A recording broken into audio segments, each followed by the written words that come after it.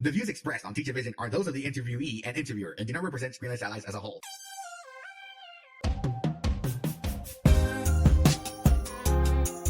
Hello there, and welcome to Teachavision, where everyone has a different vision of learning.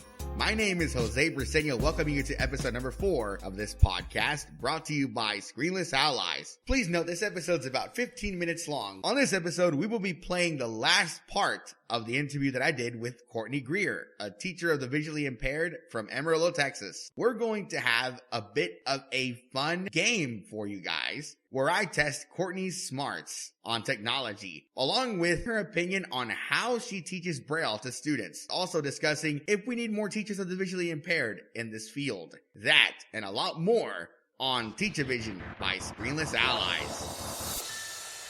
Can you tell me, you said you really like the teaching part of the field, but can you tell me something else that you can say, I really love about this field that I wouldn't trade for anything? I love my students. I love the work. I love the opportunities to build relationships with students, with parents, with other teachers. The people aspect of my job are the things I love most. The interacting with students, the teaching. I don't even mind the creativity and the creating materials, because there's also a lot of prep involved in this job. You spend lots of time brailing for a student, or creating tactile materials for a student, or coming up with new lessons and activities for students. I really am passionate about this. I love almost every aspect of it.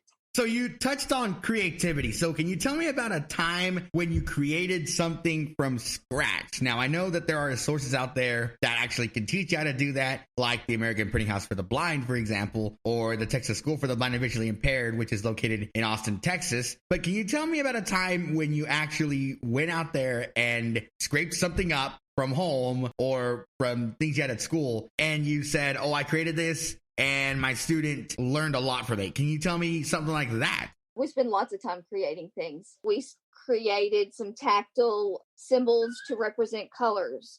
I create tactile symbols for a lot of my students when they're reading a book or going through their calendar system. They have a symbol that represents eat. They have a symbol that represents drink. They have a symbol that represents work. I use a lot of Texas School for the Blind and Visually Impaired resources, but then we create them in-house. Oh, cool. Okay. So do you also order stuff as well? Well, we do some ordering things, but every student is individualized. So there's not a one size fits all for any student.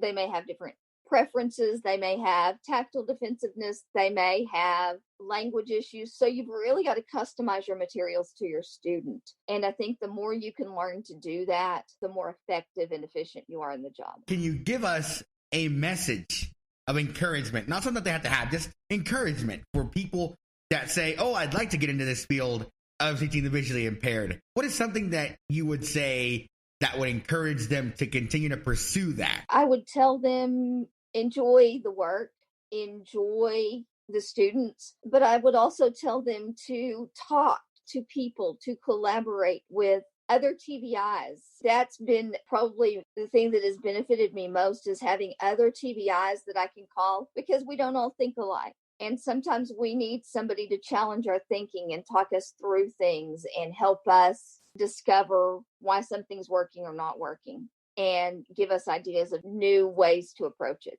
Yes, that's definitely a good message to have. And based off of that, I could definitely tell that you have grown and you are definitely implementing that in the teaching field. So that's definitely pretty cool. All right, Ms. Courtney. So here's a would you rather question. When you're blind and are a small child, you start learning Braille at about age 3. That's how old I was when I learned it. Would you rather show them Braille input, assuming that that's after reading the Braille code, that is? Would you rather show them Braille input on a Perkins Braille writer, which, by the way, a Perkins Braille writer, think of it as a typewriter, but instead of having the QWERTY keyboard, it has the 6 keys for the Braille 6 dots, and you put a piece of paper into it, similar to a typewriter, and it works almost similar, except that instead of print, it does Braille. Or would you rather teach them on a slate and stylus? Now, the slate and stylus is like a literal pencil and paper. So It's a tiny device that looks like a little bit of a grid because it has a lot of holes. And if you open it up, on the underside, you have the raised dots of the Braille cell. And you put the piece of paper in between these two sides, close it up, and you poke holes depending on the cell that you want to emboss. Now, keep in mind that this way, you actually produce the material backwards. And this is actually Miss Courtney's favorite piece of equipment. So, Miss Courtney, would you rather teach a child how to emboss using a Perkins Braille writer or the Slate and Stylus? Actually, you start by creating that tactile discrimination. I use a Perkins Brailer. I use lots of different tools.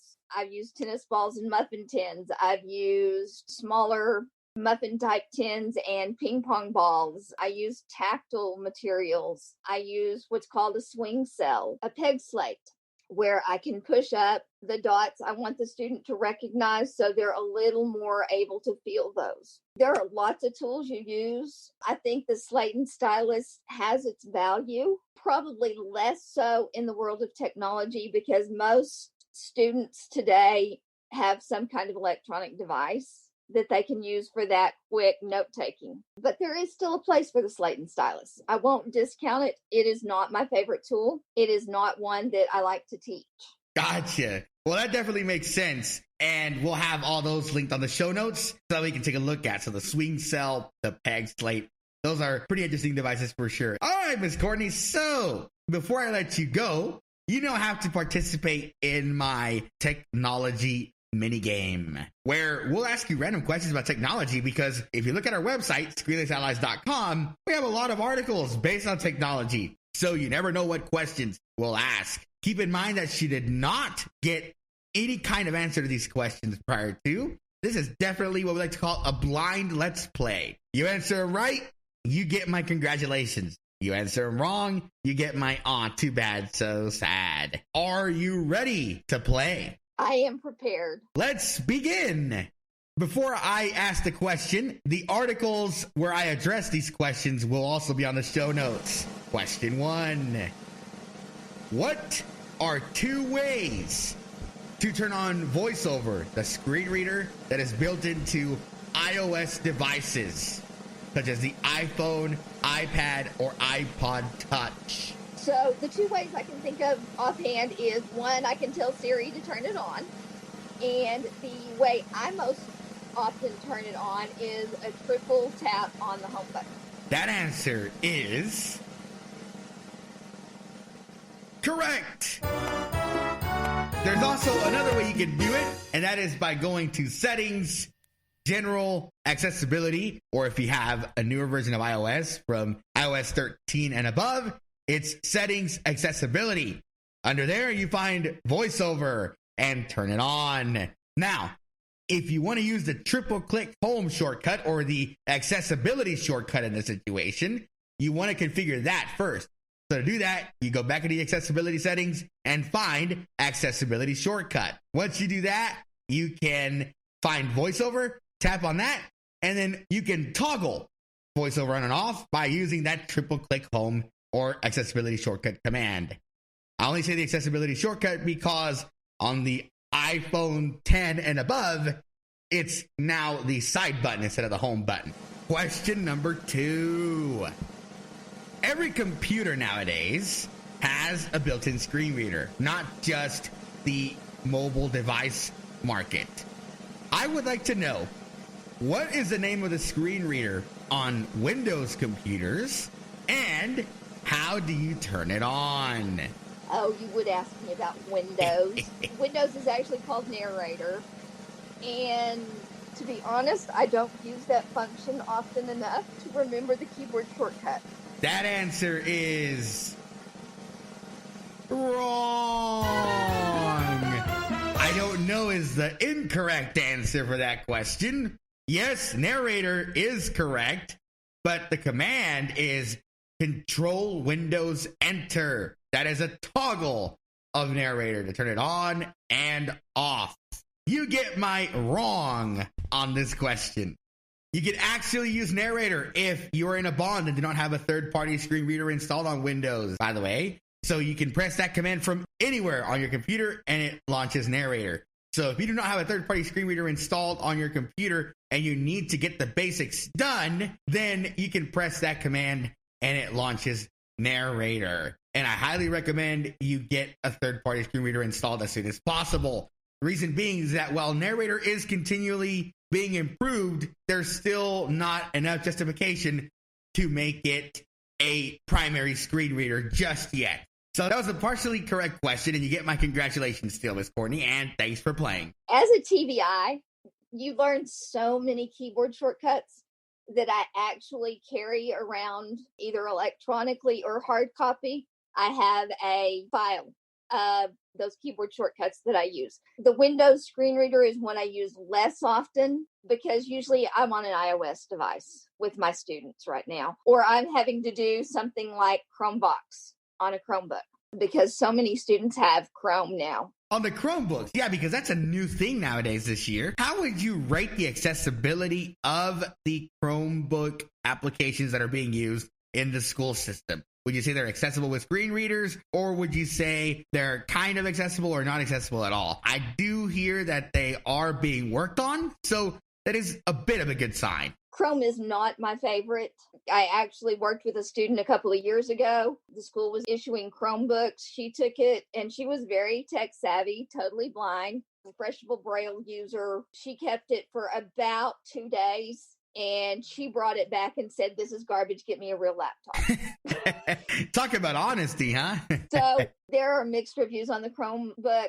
They have made some improvements with Chromebox. It is still not easily navigable for a lot of, and it's also not easily connectable to a Braille display. Understandable.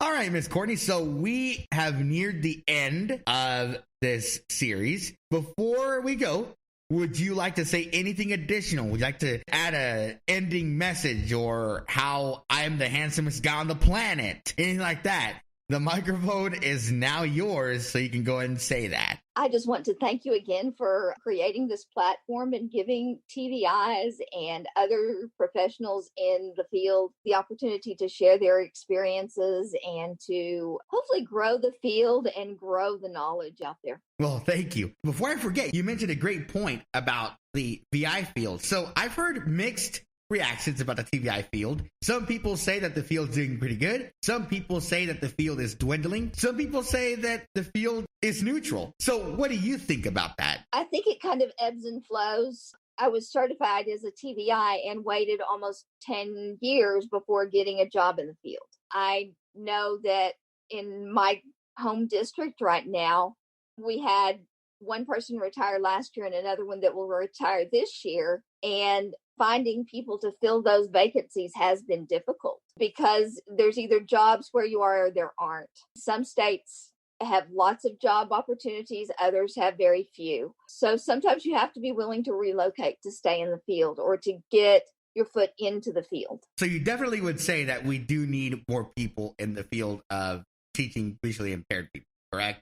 We always need more people in the field. And even if you don't go into the field, if you're working with a student with a visual impairment, get with your TVIs, get with your O&Ms, collaborate so that you can learn the best way to help your student. Well, that's definitely a pretty good piece of advice. So, well, Ms. Courtney, this is where I say thank you very much for being on the podcast. I really appreciate you encouraging me to do this. And I really appreciate you sharing your experiences with everyone about your teaching over the years. And this is another reason I made this podcast because, like I said before, I feel like you guys, as the teachers of the visually impaired, are not getting enough credit for what goes on behind the students' successes because there is a lot behind the scenes. And I really appreciate people like you who take time and answer my questions because the more we can get that word out there, the more people I think we can get in this field. And maybe one day we can do another podcast where you discuss different strategies of teaching certain concepts to students with blindness or visual impairments, or maybe even technology one day. That would be great. That would be amazing. I want to thank you again for this opportunity. Thank you for listening to episode number 4 of Teachavision, the last part of the interview with Miss Courtney Greer. Thank you, Courtney, again, for allowing me to interview you. If you'd like to know a little bit more about Screenless Allies, why not check out our website, screenlessallies.com. SCREENLESSALLIES.com. Like our page on Facebook, facebook.com/ScreenlessAlliesOfficial. You can also email us, info@screenlessallies.com. Thank you for listening, and we'll see you next time for another episode of Teachavision.